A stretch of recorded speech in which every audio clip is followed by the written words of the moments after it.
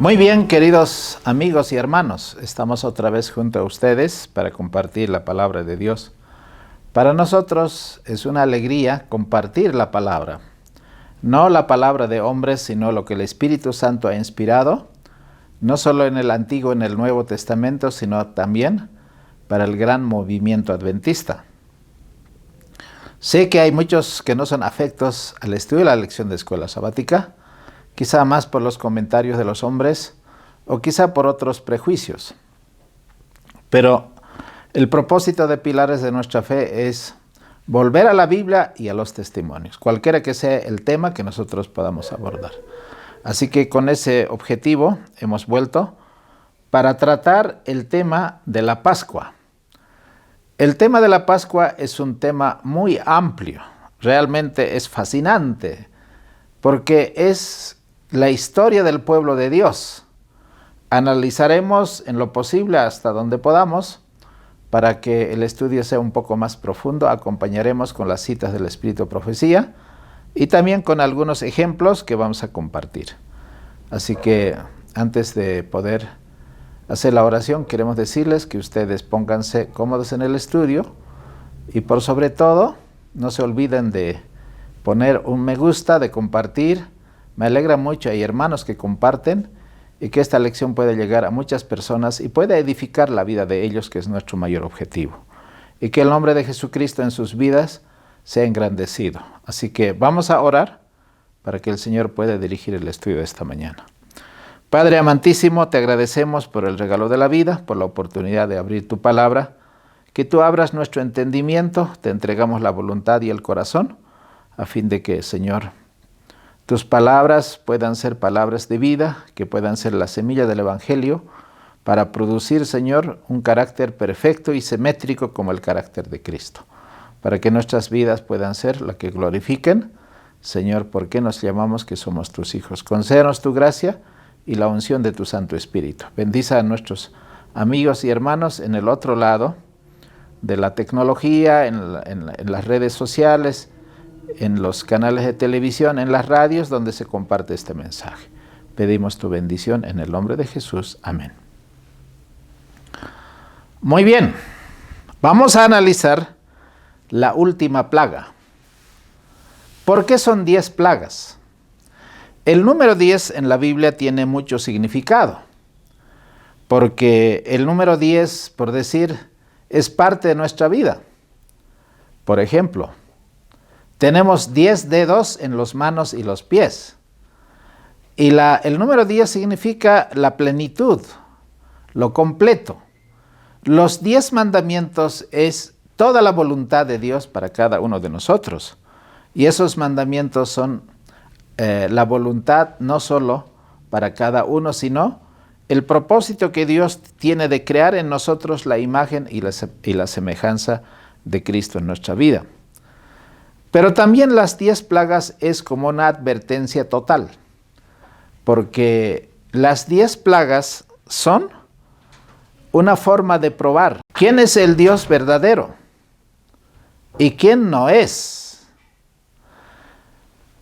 En cada una de las plagas que Dios trajo para el pueblo de Egipto, para Faraón, hasta los magos, astrólogos, encantadores quedaron convencidos que ellos, como servidores de esos dioses falsos, no tenían poder alguno. Aunque así como Aarón echó la vara de Aarón, se convirtieron en serpiente, los magos también echaron, pero no eran serpientes verdaderas. Al parecer de ellos era verdad. Para Faraón todavía era mucho más evidente. Pero a la vista de Dios esos milagros eran falsos, aunque sacaron ranas de los ríos y todo lo demás. Pero a medida que cada plaga se desarrollaba, era más duro el corazón de Faraón. A cada plaga pedía que Dios levante ese castigo. Moisés oraba, tras que una plaga se levantaba, él quedaba más endurecido y obstinado para no dejar al pueblo de Israel para que vaya a adorar a Dios en el desierto. Apreciados hermanos, llegamos en un punto que tiene que llegar la última plaga. Pero junto con la última plaga debe comenzar algo nuevo. Y es el año nuevo judío, vamos a decir, el comienzo de todo, que es la Pascua.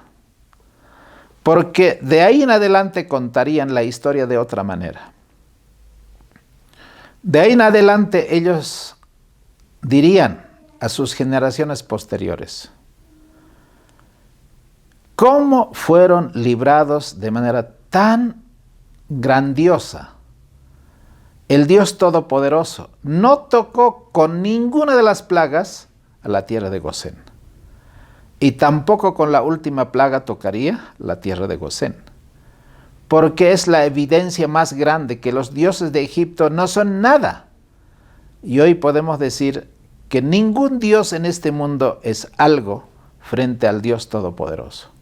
Nosotros adoramos y creemos y servimos al Dios Todopoderoso, creador del cielo y de la tierra, y Él nos ha dejado como un sello de que el sábado es la señal de esa creación.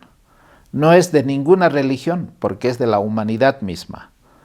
Entonces, en ese aspecto, el versículo de memoria dice, en Éxodo 12, 26 y 27, y cuando sus hijos les pregunten, ¿qué significa este rito?, responderán, es la víctima de la Pascua en honor del Señor, que pasó por alto las casas de los israelitas en Egipto, cuando hirió a los egipcios y libró nuestras casas. Queridos amigos y hermanos, Dios tiene sus propias fiestas. Y esta era la primera fiesta del comienzo de la historia del pueblo de Israel. La fiesta de la Pascua, la fiesta de los panes ácimos, la fiesta de las primicias y la fiesta del Pentecostés. Quizá la fiesta de las primicias hasta ahí era la primera fiesta, que eran las 3 en 1, que debería celebrar año tras año en memoria de la liberación de Egipto. Pero los judíos, a pesar de la historia, al pasar la historia, habían llegado a dar tanta importancia al símbolo, como también para nosotros el sábado puede ser tan santo y nos olvidamos qué es lo que significa. Ellos olvidaron su significado, no discernían el cuerpo del Señor. La misma verdad que estaba simbolizada en la ceremonia pascual estaba enseñada en las palabras de Cristo, pero ellos no lo entendían. Porque el verdadero símbolo de la Pascua había llegado cuando Cristo iba a ser crucificado. Entonces los rabinos exclamaron, enojándose por una aseveración que Cristo había dicho. Él dijo, de cierto os digo, si no comiereis la carne del Hijo del Hombre y bebiereis su sangre, no tendréis vida en vosotros.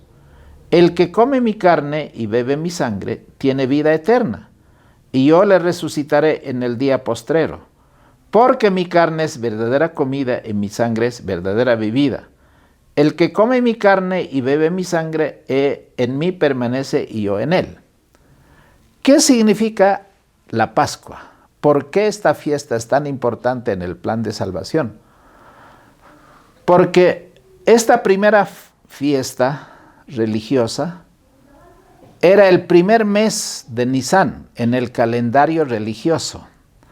El pueblo de Israel tenía 2 calendarios. Uno era el calendario religioso, que era prácticamente para todas las fiestas, y el otro era el calendario civil, que era más o menos el que marcaba el comienzo de la creación y marcaba el tiempo de los reyes, que se fijaban a través de este calendario, el calendario civil. Nosotros hoy vivimos en el calendario gregoriano. El calendario juliano fue 30 años antes de Cristo, que Julio César estableció ese calendario para poder marcar un calendario casi uniforme, demostrando también que el Imperio Romano tenía poder para influir a nivel universal. Pero tenía algunas fallas que no es el tema de estudio, así que en el tiempo de Lutero, el Papa Gregorio reformó ese calendario y es por eso que tenemos hoy el calendario gregoriano. El calendario que nosotros hoy manejamos no tiene nada que ver con la Biblia, porque ni está sujeto al sistema de adoración del pueblo de Israel, ni siquiera al calendario civil que ellos tenían. Esa era una parte que quería explicarles o aclararles para que los que tienen mayor interés en poder estudiar puedan tener tiempo suficiente para dedicar un poco de espacio, ampliar este conocimiento para nuestros hermanos, para que ellos se ubiquen en cuanto al tiempo y al tipo de calendario que regía en el pueblo de Dios. Ahora, cuando Moisés habló al rey, ocurrió algo muy importante. Así que vamos a ver en el capítulo 11 de Éxodo cómo ocurre la última plaga. Y aquí dice, ¿no? Capítulo 11, versículo 1. Y Jehová dijo a Moisés: una plaga traeré sobre Faraón y sobre todo Egipto, después de la cual él os dejará ir de aquí y seguramente os echará de aquí del todo. Habla ahora al pueblo y que cada uno demande a su vecino y a cada una de su vecina las joyas de oro y plata. Anteriormente Dios había dicho en el capítulo 3 de que deberían demandar las mujeres, pero aquí ya no hay excepción de mujeres solamente, sino que todos podían demandar al pueblo de Israel. Y había dicho, la profecía estaba anticipada, de que el pueblo de Israel saldría con mucha riqueza de los 400 años de esclavitud en el cual ellos fueron engañados sus salarios, sus sueldos. Pero ahora Dios es justo, hace justicia, y al rato de despedirse cada uno de los vecinos, no es que vivían juntos, porque el pueblo de Israel vivía en Gosén, pero muchos de ellos sí, vivían también en Egipto, y tenían muchas amistades que estaban relacionados, pero al despedirse, el Señor puso gracia en el corazón de los egipcios. En el versículo 2, habla ahora al pueblo, y que cada uno demande a su vecino, y a cada una su vecina joyas de plata y de oro. Y Jehová dio gracia al pueblo en los ojos de los egipcios. También Moisés era un gran varón a los ojos de los siervos de Faraón y a los ojos del pueblo en la tierra de Egipto. Y dijo Moisés: así dice Jehová, a la medianoche yo saldré por en medio de Egipto. Lo que quería comentarles es cuán maravilloso es Dios. De los 400 años de esclavitud que fueron ellos no reconocidos sus esfuerzos, sus trabajos, el Señor ahora les hizo pagar en una, despojando al imperio más poderoso de su oro, de su plata, y salieron con gran riqueza. Esto era algo maravilloso porque esta riqueza era para servir en el santuario. Todo el santuario, el sistema del santuario fue construido con esta riqueza. Pero también hay algo triste, que con esa riqueza también otros sirvieron al becerro de oro. Hay un escape de libertad. El Señor nos da la libertad del pecado y del diablo y de la servidumbre a este mundo. Pero todos los bienes y talentos que tenemos debieran ser consagradas para servir al Señor. Ahora el Señor dijo: a la medianoche yo saldré por medio de Egipto, y morirá todo primogénito en la tierra de Egipto, desde el primogénito de Faraón que se sienta en su trono, hasta el primogénito de la sierva que está tras el molino, y todo primogénito de las bestias. Y habrá gran clamor. Pero antes de que esta plaga, la 10ª plaga, sea una mano divina que llegue contra el pueblo de Egipto, debería haber una diferencia. ¿Cuál sería la señal? Entonces, aquí vemos la fiesta de la Pascua. Porque cuando hay el gran clamor, antes de que ese gran clamor de dolor y de sufrimiento ocurra, el Señor dio la advertencia. Cómo los egipcios podían librarse a un faraón mismo aceptando el mandato divino. Así que entre los hijos de Israel, desde el hombre hasta la bestia, ni un perro moverá su lengua para que sepáis que Jehová hará diferencia entre los egipcios y los israelitas. ¿Cuál era el secreto para que esta plaga, que era tan terrible, imagínate que todos los primeros hijos de los primogénitos mueren en Egipto y en la tierra de Gosén no pase absolutamente nada? Entonces, la palabra de Dios dice, ¿no? Así el Señor va a probar qué es lo que es de él y qué es lo que no es de él. Y Jehová dijo a Moisés: Faraón no os oirá para que mis maravillas se multipliquen en la tierra de Egipto. Y Moisés y Aarón hicieron todos estos prodigios delante de Faraón. Entonces, en ese aspecto es importante que nosotros podamos recordar algo muy esencial en el momento cuando Dios hacía las maravillas en Egipto. Pero en el capítulo 12 nosotros vemos algo más interesante, que para hacer esa diferencia entre el pueblo de Israel y la tierra de Egipto, el Señor habló claramente qué es lo que debería separar a estos dos pueblos. Y Jehová habló a Moisés y a Aarón en la tierra de Egipto, diciendo: Este mes os será principio de los meses. Ese era el mes de Nisán o el mes de Abib, para que sepan que este es el primer mes del año. Habla toda la congregación de los hijos de Israel diciendo: El 10 de este mes, tómese cada uno un cordero por las familias de sus padres, un cordero por familia. Ellos deberían escoger un cordero macho por la familia. Si era numeroso, podían compartir entre todos, y si alguien era entre 1 o 2 personas, podía asociarse al vecino inmediato. Entonces, este cordero tenía que ser sin defecto, macho de 1 año.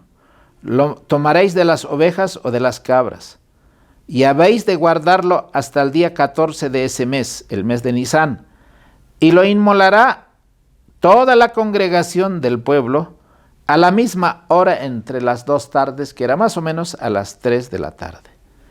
Y tomarán de la sangre, y pondrán en los 2 postes y en el dintel de las casas en que lo han de comer.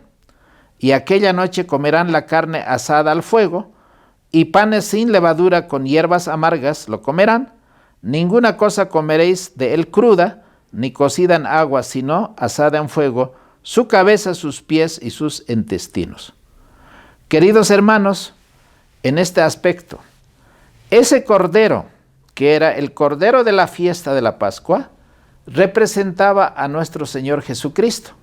Juan el Bautista, inspirado por el Espíritu Santo, cuando vio que Jesús venía al río Jordán para encontrarse con él, dijo: y aquí el Cordero de Dios que quita el pecado del mundo.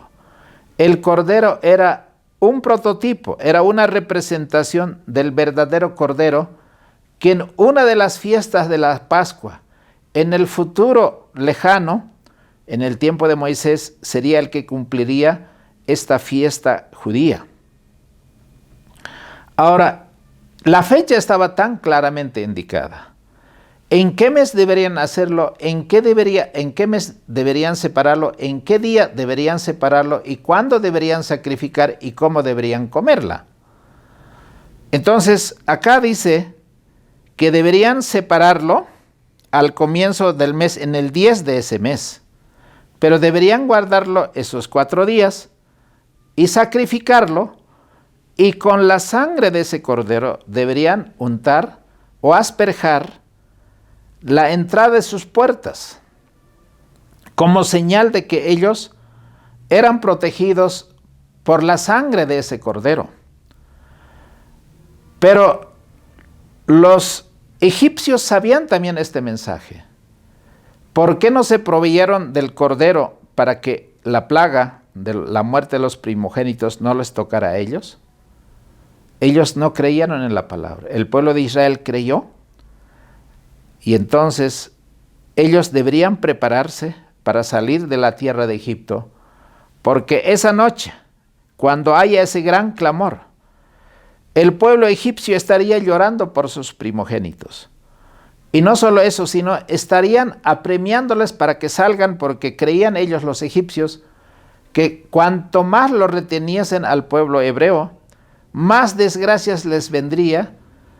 Y los encantadores, los sabios y los magos decían a Faraón: ¿hasta cuándo te vas a endurecer? ¿O quieres ver a todo Egipto destruido? De una vez da el decreto para que se vayan. Pero los judíos, cuando vieron que el cordero era muerto esa misma noche, ellos prepararon las brasas. No era un sacrificio como generalmente se hacía. Este era el cordero pascual para comerla asada en fuego. Pero a la vez debería estar listo los panes sin levadura, los panes ácimos, y deberían comerlo con hierbas amargas. Ninguna de esas partes del cordero debería ser cocida en olla o en agua, sino solamente en brasa, con sus pies y sus intestinos. El judío común degollaba el cordero, sacaba el pellejo, el cuero, lavaba todo lo que son las piezas así trozadas y asaban para que todos pudieran comer.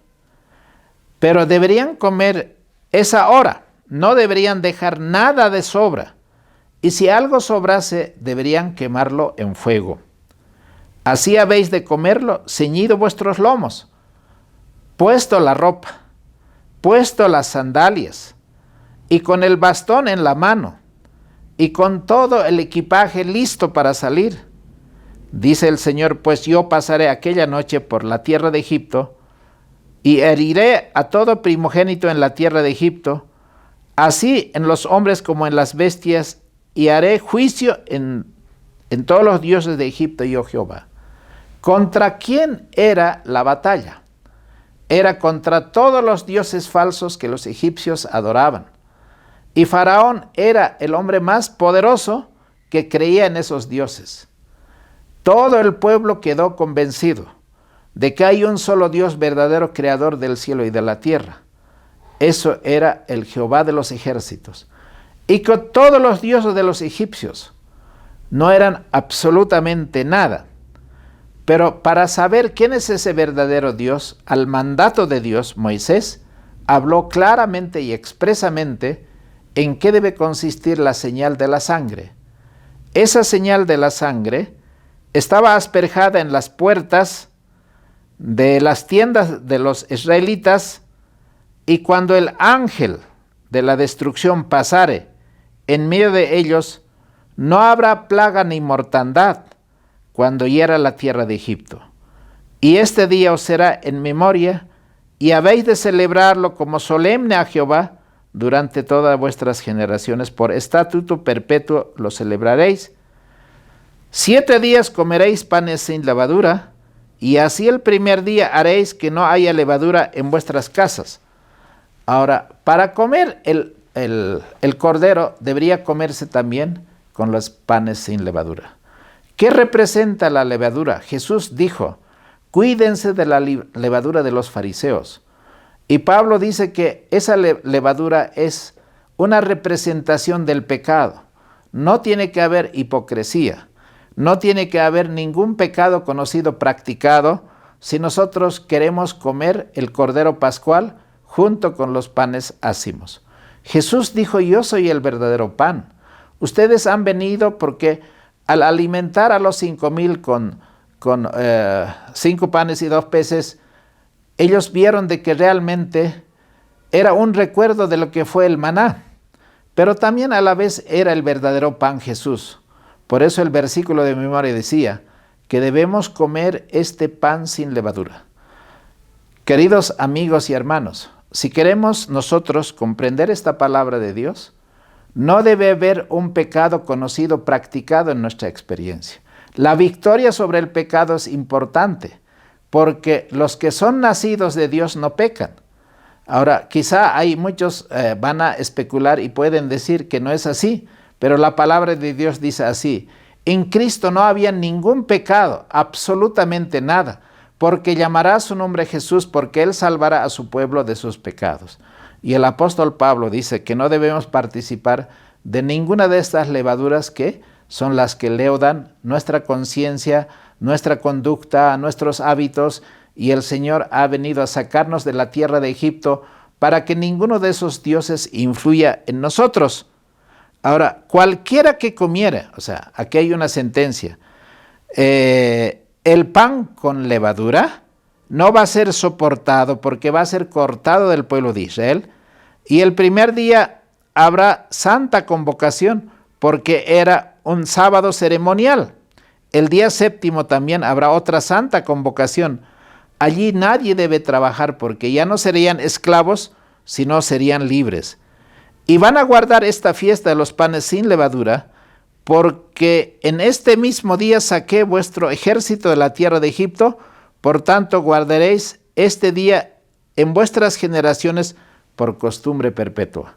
El pueblo de Israel había guardado la fiesta de la Pascua, había celebrado esa fiesta en el desierto y a través de todo el tiempo, pero ellos se concentraron más en la fiesta que en el significado de lo que representaba con la venida del Mesías.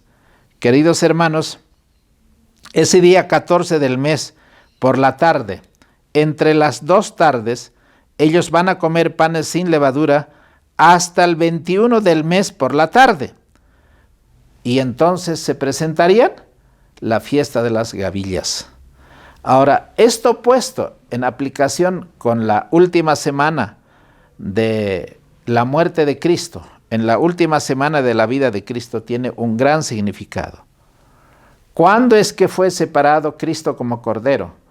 Cuando la mujer María Magdalena lo ungió en la casa de Simón y echó ese perfume de alabastro, Jesús dijo: buena obra ha hecho esta mujer, porque me ha ungido para la sepultura.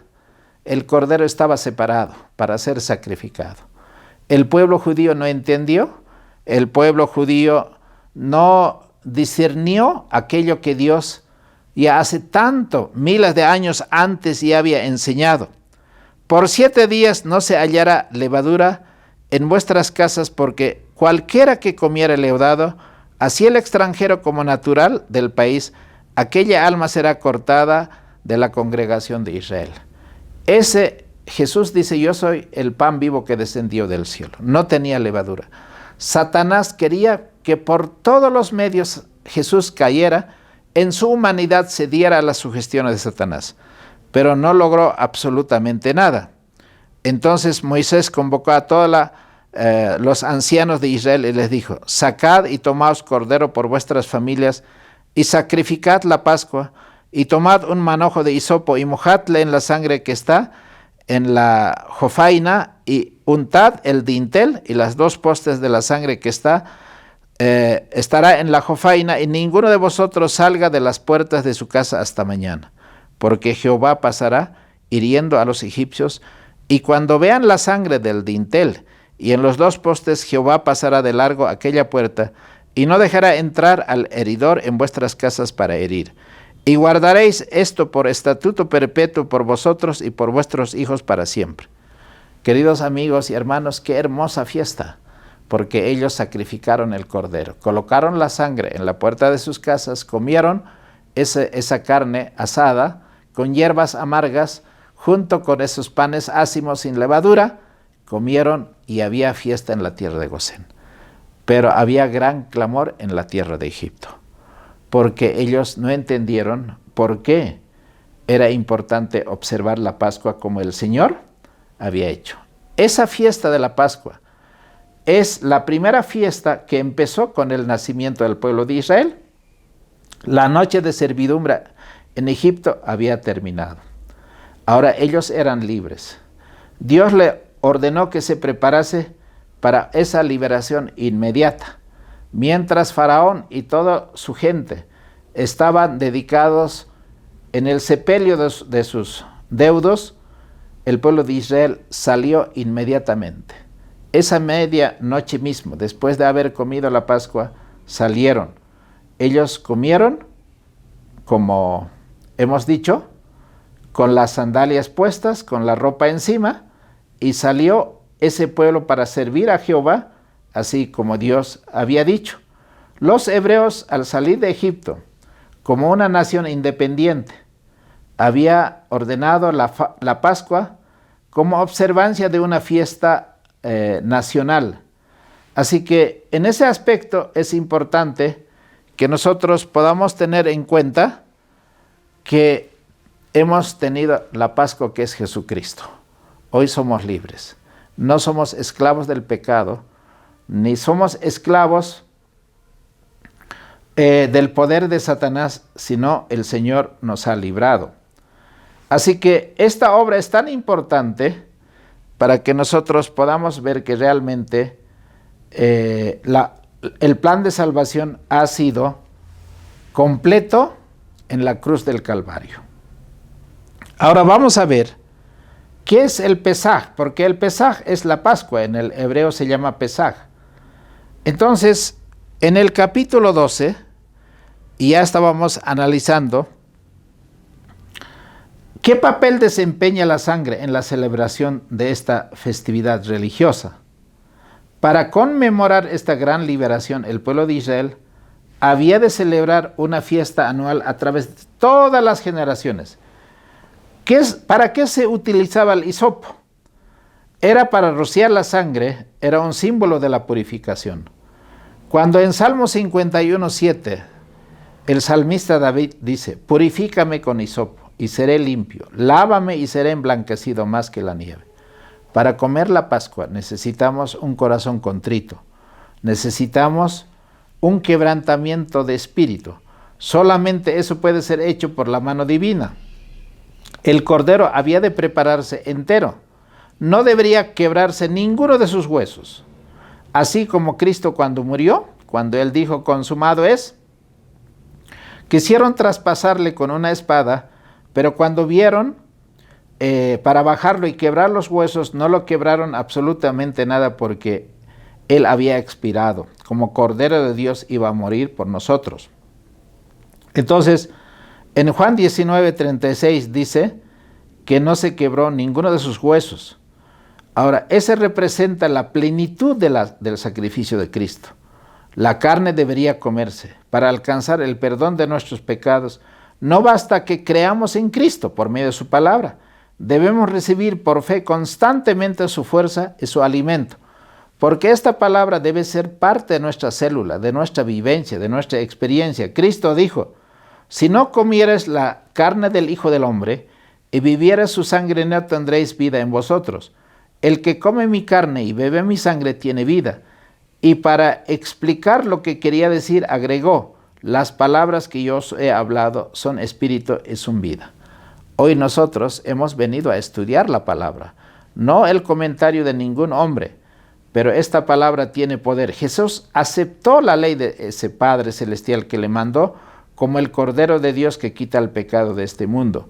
Esos principios puso a práctica en su vida, manifestó el Espíritu del Padre, demostró su poder benéfico en el corazón del hombre. Y dice Juan: aquel verbo fue hecho carne y habitó entre nosotros, y vimos su gloria, gloria como del unigénito del Padre, lleno de gracia y verdad. Una vida transformada. El Hijo era tal cual era el Padre. El desafío para nosotros, lo que Dios tiene para nosotros, es que seamos tan semejantes a Él. El cordero había de comerse con esas hierbas amargas, como un recordatorio de la amarga servidumbre que hayan sufrido en Egipto. Asimismo, cuando nos alimentamos de Cristo, debemos pedir al Señor que nos discierna y quebrante el corazón si hay alguna parte que está endurecido. Por eso el Señor necesita analizar cuál es nuestra conducta. Ese pan sin levadura significa la palabra que debe ser obedecida sin amar el pecado. Así que Pablo dice en 1 Corintios 5:7 al 8, dice la palabra de Dios: limpiad pues la vieja levadura, para que seáis una nueva masa, porque nuestra Pascua, que es Cristo, fue sacrificado por nosotros, así que hagamos fiesta, no en la vieja levadura, ni en la levadura de la malicia y maldad, sino en ázimos de sinceridad y de verdad. Ese es el Pesaj, Y ese es el espíritu del Pesaj que necesitamos nosotros vivirlo cada día. Vamos al cuarto punto. Pasar la antorcha. En el libro de Éxodo, capítulo 12, la 10ª plaga ocurre, porque quisiera destacar algo más antes de pasar al capítulo 13. La 10ª plaga, la muerte de los primogénitos, ocurre en Egipto. Ahora, en el versículo 31 hay algo muy importante que me gustaría destacar para que ustedes vean que es realmente maravilloso la palabra de Dios. Hizo llamar a Moisés Faraón de noche, y él les dijo, cuando estaban en duelo, salid de en medio de mi pueblo, vosotros y los hijos de Israel, e id, servid a Jehová como habéis dicho. Tomad también vuestras ovejas y vuestras vacas, como habéis dicho, e idos y bendecidme también a mí. Y los egipcios apremiaban al pueblo, dándose prisa a echarlos de la tierra, porque decían, todos somos muertos. Y llevó el pueblo su masa antes que se leudase, sus masas envueltas en sus sábanas sobre sus hombros, y hicieron los hijos de Israel conforme al mandamiento de Moisés, demandando a los egipcios joyas de plata y de oro y de vestiduras, y Jehová dio gracias al pueblo delante de los egipcios, y les prestaron, y ellos despojaron a los egipcios, y partieron los hijos de Israel de Ramsés a Sucot, como 600,000 hombres de a pie, sin contar los niños, y también subió con ellos una multitud mixta de todas las personas. Así que los 430 años se habían cumplido que Dios había dicho que permanecería su descendencia en la tierra de Egipto. Esta gran multitud salió al desierto, camino a la tierra de Canaán. Estos 430 años se cumplieron en el reloj profético, y el Señor, en el mismo día que se cumplió, sacó al pueblo de Israel. Esa noche, de guardar para Jehová, por haberlo sacado de la tierra de Egipto. Esta noche deben guardarlo de Jehová todos los hijos de Israel en todas sus generaciones. Por eso para nosotros la Pascua es cuando comienzas tú a entregar tu vida al Señor. Ahora, hay varias instrucciones. ¿Quiénes deben participar de la fiesta de la Pascua? Ahora, vamos a pasar a la otra parte, que es lo que queremos compartir con ustedes. ¿Cómo podemos pasar la antorcha? ¿Cómo podemos nosotros transmitir este mensaje? En el libro de Salmos 45:4 dice, una generación exaltará tus obras ante la otra y anunciará tus portentos. Nosotros como movimiento o como pueblo especial, pueblo escogido de Dios, nación santa, hemos recibido este mensaje y ahora hay que pasar la antorcha. O sea, este mensaje debe continuar, no solamente debe quedarse entre nosotros. ¿Qué punto importante se planteó aquí? El padre decía, estuve en Egipto, vi la derrota de los dioses egipcios y las plagas cómo cayeron, pero ninguna de esas plagas tocó a nuestro pueblo. El libro de Éxodo subraya 2 veces cómo debían los padres responder las preguntas cuando preguntasen, ¿qué significa la Pascua? En aquella noche tan terrible para los egipcios y tan gloriosa para el pueblo de Dios, se instituyó el solemne rito de la Pascua. Por mandato divino, cada familia, sola o junta con otros, debían degollar un cordero, un macho cabrío sin defecto, y con un manojo de hisopo untar el dintel y los 2 postes de sus casas con sangre, como señal de que el ángel destructor que llegaría a medianoche no entrara en su vivienda. Debían comer la carne asada con hierbas amargas por la noche, como dijo Moisés, ceñido vuestros lomos, vuestro calzado en vuestros pies, y vuestro bordón en vuestra mano, y lo comeréis apresuradamente, es la Pascua de Jehová. Este nombre fue dado en memoria del paso del ángel por sus moradas. Tal fiesta debería ser observada como un memorial para el pueblo de Israel en todas sus generaciones. La observancia de la Pascua, mis apreciados hermanos, tiene un interés solemne para el Hijo de Dios. Cuando Cristo llegó a esta tierra, pasó su primera Pascua, vio en el cordero degollado un símbolo de su propia muerte. Al pueblo que celebraba esta ordenanza, se le instruía que asociara el sacrificio del Cordero con la futura muerte del Hijo de Dios. ¿Por qué el pueblo de Israel no entendió Isaías 53, cuando tan claramente decía que habría un siervo sufriente que moriría? La sangre que marcaba los postes de las puertas de sus casas era el símbolo de la sangre de Cristo, que había de ser tan eficaz para el pecador creyente, no solamente para proteger su vida, su hogar y su familia, sino limpiarlo de todo pecado, protegerlo de la ira de Dios, porque hemos sido comprados no con oro y plata, sino con esa sangre preciosa de Cristo. La ira de Dios no va a caer absolutamente a ninguno de los que han sido comprados con esa sangre. Casi para terminar, va a haber un juicio. 12:29 dice la 10ª plaga. ¿Cómo va a caer? El Señor tiene que hacer justicia al pueblo egipcio y al pueblo de Israel. Cuando cayó la 10ª plaga, Dios hirió a todos los primogénitos de Egipto, porque se centró Dios en los primogénitos por un motivo sencillo. Vamos a leer en el libro de Hebreos capítulo 11. Y aquí la palabra de Dios nos va a decir que es importante que recordemos por qué el Señor hizo eso. En el versículo 28 dice así: por fe celebró la Pascua y el rociamiento de la sangre, para que el que mataba a los primogénitos no los tocase a ellos.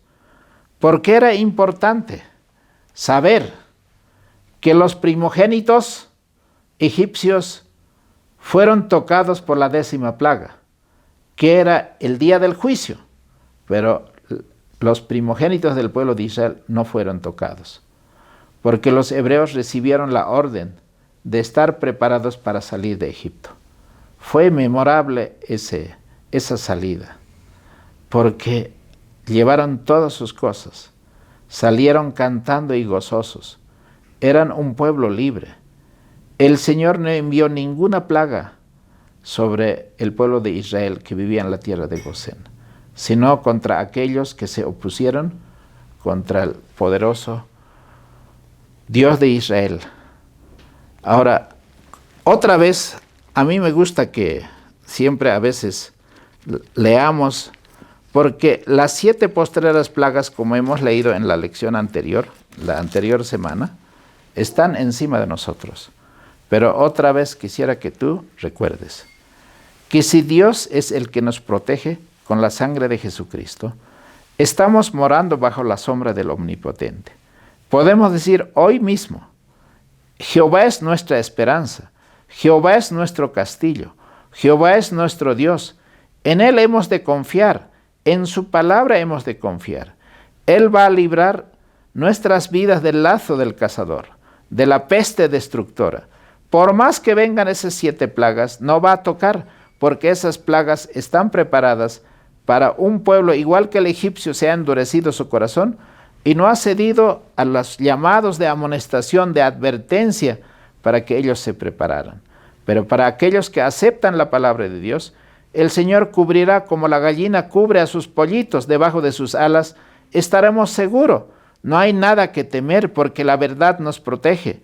Y no va a haber espanto nocturno, ni saeta que vole de día, ni pestilencia que pueda oscurecer nuestro horizonte. No va a haber mortandad que anda en medio de nosotros. Pueden caer 1000 o 10,000 a nuestro lado, pero nosotros miraremos cómo van a ser destruidos los que están a nuestro lado. Pero ¿por qué no nos va a tocar ninguna de esas plagas? Porque hemos sido comprados con la sangre de Cristo. Hemos sido sellados con el sello de su Espíritu. Él habita en nosotros y no puede venir ni sobrevenir mal ni plaga que toque nuestra morada.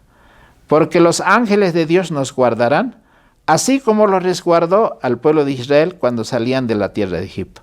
Pero esos mismos ángeles también son los destructores que fueron a matar a los primogénitos. Ellos nos van a sostener en la hora de la prueba. Y nosotros no tenemos nada que temer. Hoy es mejor confiar en el Señor que confiar en la sabiduría humana en nuestras propias fuerzas, en la riqueza o en los bienes, en todo lo que este mundo ofrece como seguridad. No hay otra forma de reconocer que solamente la sangre de Cristo puede proteger a cada uno de nosotros, no solamente de la muerte y del pecado, sino nos puede redimir de nuestros pecados para que nuestra vida y nuestro cuerpo, nuestra mente sea templo de su Santo Espíritu. Hoy tenemos que tener una Pascua. Y creo que esa Pascua fue el comienzo, el día cuando nosotros hemos entregado nuestra vida al Señor. Hoy podemos decir, vivimos esa libertad plena en Cristo. Somos libres, porque el Señor nos libró de la servidumbre, de la tierra de Egipto. No somos más siervos de Satanás y tampoco somos siervos del pecado. Que el Señor nos bendiga, que el Señor nos ayude y podemos clamar a Dios y decirle, Señor, aquí estoy, líbrame de todo este mal y lléname de tu Espíritu y lávame más, así como el salmista dijo, con hisopo y seré limpio. Y el Señor quiere eso, para que seamos vestidos de vestiduras blancas, para que este pan espiritual, que es la palabra de Dios, la palabra de Cristo hablada, sea para nosotros el alimento espiritual. Esta fiesta no solamente era para los judíos, sino esta fiesta también es para nosotros. Vamos a orar. Padre Santísimo, te agradezco en esta hora por esta bendita palabra. Señor, hay poder en ella, hay salud, hay verdad y hay vida. Concédenos, Padre, de poder tener siempre en nuestra mente, en nuestro corazón, así como los hebreos tenían en la puerta de sus tiendas, hoy es nuestro cuerpo, es nuestra vida, para que seamos llenos y completos. Bendícenos en esta hora. Rogamos, Señor, la unción de tu Santo Espíritu una vez más, en el nombre de Jesús. Amén. Apreciados hermanos, quiero despedirme con gozo y alegría. Cada vez que estudiamos la palabra, el tiempo se hace corto y también es más dulce, más precioso el estudio de su palabra. Que Dios les bendiga. Por favor, no se olviden de orar por nosotros, así como oramos nosotros por ustedes. Por favor, compartan este mensaje y de alguna manera, si ustedes se acuerdan de nosotros, pues estén en contacto porque hay un número de referencia. Que el Señor les bendiga y que cada uno de nosotros pueda estar en esa seguridad y confianza que hay un ángel guardián que está con nosotros. Un abrazo y un abrazo a la distancia. Bye, bye.